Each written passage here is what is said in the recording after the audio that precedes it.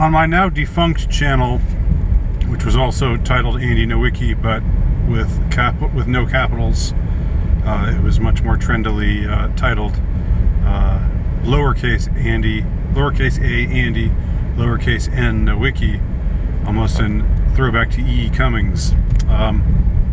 Anyhow, that channel is no longer, but when it was up, one of the videos that I did the most business with, one of the videos that got the most hits, it was like maybe, it was in the top 3 of the ones that, you know, went beyond my typical viewership and was watched by, you know, tens of thousands of people. It was maybe up to 70 or 80,000 people. Was a video that I did with the title, "Why Are There So Many Black MGTOW Men?" Now, I've learned since then, sidebar, not to just title a video with a question, because though the idea of giving your title, putting your title in question form, the idea is that people are, you know, it's going to make people want to say, hey, I want to listen to this video to find out why. What I found that a lot of people do is they just read the question and then they type in some answer like, because blah, blah, blah, blah, blah, blah. And then they don't watch the video. So you ask what you think is kind of a thought-provoking question, and a lot of people just skip the video entirely and just to be know-it-alls in the comment section. But for some reason with this video, that error of mine didn't seem to make a difference, because it got a lot of views, and a ton of views from our more melanin enriched friends. And most of the comments that it got were positive. It wasn't like, what are you doing, honky, talking about these things, you right-wing, you know, former friend of Richard Spencer, you neo-Nazi. They weren't like that at all. They were very friendly and cordial, and they threw in their 2 cents, and it was a really interesting discussion. It was a very nice thing to have going. But now it's all gone. Thanks, YouTube. Anyway, what brings this to mind is my attention has lately been drawn to Kevin Samuels. Maybe y'all have heard of him. Maybe y'all have seen some of his videos.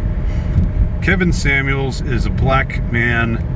He's about my age, I think maybe a little bit older even, but a very dapper, handsome fellow,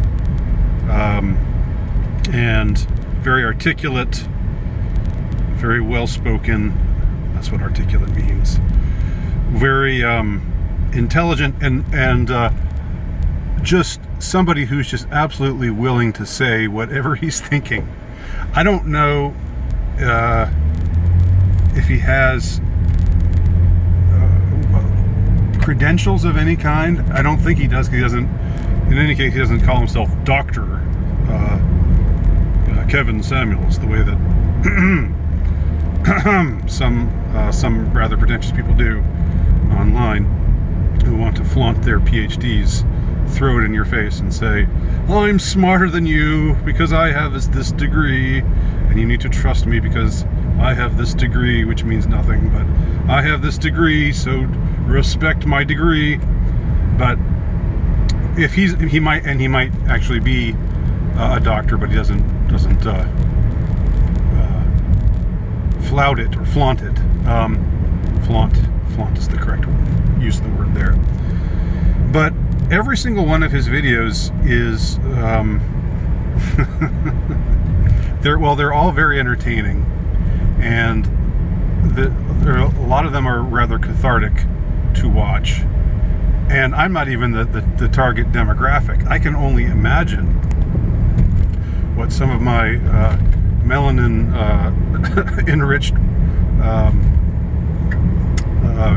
brothers, if you will, brothers to coin a phrase, how they feel watching his videos, because in every single one he's talking to a woman who is just awful, you know, who's just, I mean, a lot of them are really very successful people, but they're all spoiled, they're all entitled, they're all extremely arrogant and conceited, and they're all like, you know, why are there no men out there? Why are there no good men out there for me? I don't know how he finds these women, or I guess they find him. I guess they're drawn to him because maybe deep down they know they're not on the right track, and they need someone to slap them around a bit, metaphorically speaking, of course. Not physically, but metaphorically speaking. And he is happy to oblige. I've got to say, I almost got into an accident there. Not almost, but almost. He is happy to oblige Kevin Samuels. He'll say, you know, if there's a woman on and she thinks that she's a 10 and she's more like a 4, you know, he'll say, you know, you're no 10. Honey, you're no 10. And just brutal in his responses. But the thing is, whoever these women are,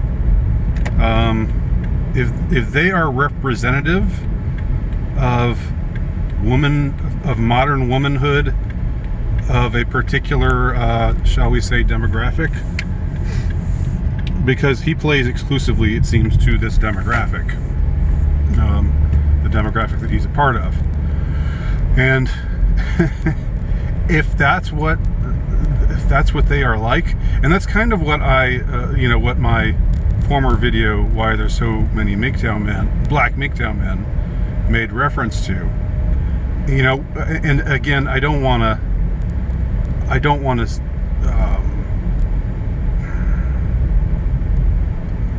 I really would hate to come across like I was just making some kind of blanket statement about everybody of this particular demographic, and I know that's not the case, but let's just say there are a lot of examples of this kind of thing happening, this kind of mindset, this kind of attitude, and they are very, very, you know, unlike women of other of other shades of melanin enrichment. They are very just like in your face with it. They're just very, you know, and I did my silly little imitation of them in that last video. You're like, I'm the queen, that's right, and boy, you better get me a good diamond ring. And it's like, so this whole phenomenon, what gets called hypergamy, is very front and center with this particular demographic. And so it's like everything that could be, let's just say everything that could be criticized about modern women and hypergamy and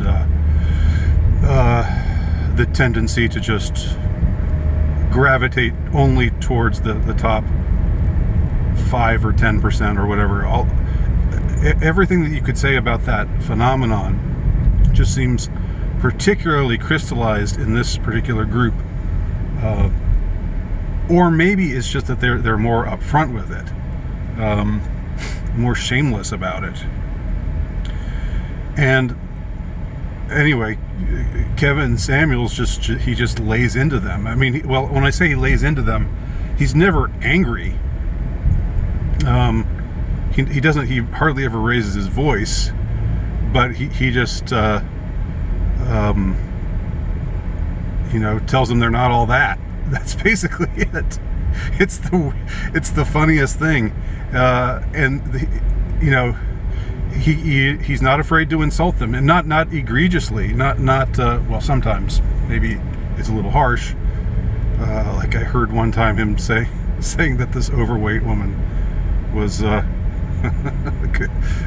was big enough to be a linebacker or something like that. I mean, that seems a little over the top. But you know, if you have somebody who is overweight, who does not take care of herself, and you know, I'm not in favor of holding that person up for scorn or ridicule, or anybody who has any kind of problem or addiction or whatever. I mean, because it's tough. It's tough just to be human. It's tough. I think I heard Richard Pryor say that in one of his routines.